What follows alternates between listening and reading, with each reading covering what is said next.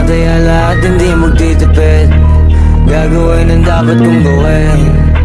Alam ko na magagawa ko rin. Balang araw maging icon. Gusto ko kagaya ko si Idol. Mala Michael Jordan nung ma-high score.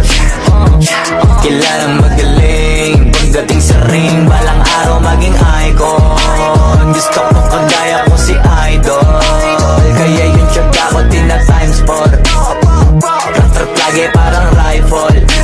Huwag na huwag ka kakagat sa fake. Iwas ka sa foul. Huwag kang makampante, ingat sa galaw. Huwag puro atake, aralin dumipensa.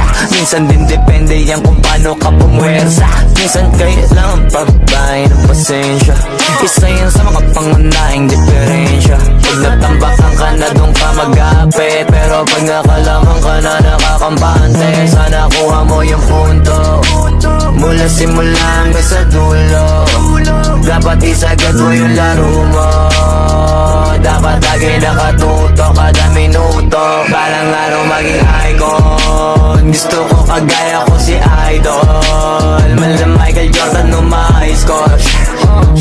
Kilalang magaling pagdating sa ring. Balang araw maging icon. Gusto ko kagaya ko si Idol. Kaya yung tiyaga ko tina-times 4.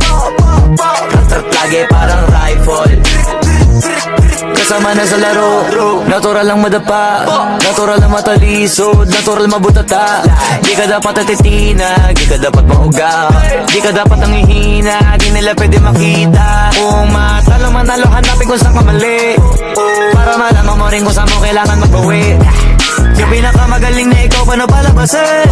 Dapat ay wala kang pagkakataon na palalapasin. Pawala malambot na binte, pawala malambot na binte. Kailangan buwan dibdib, kailangan buwan dibdib. At sa sarili may believe, kasi may gustong marating. At patunayan sa marami kahit na paunti-unti na balang araw maging icon. Gusto ko kagaya ko si Idol. Mala Michael Jordan nung ma-high score.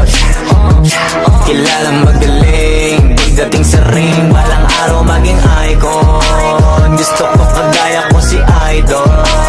Kaya yung tiyaga ko tina-times 4. Rat-rat lagi parang rifle. Para tuparin yung balang araw maging icon. Gusto ko kagaya ko si Idol. Mala Michael Jordan nung ma-high score. Kilalang magaling pagdating sa ring. Balang araw maging icon. Gusto ko kagaya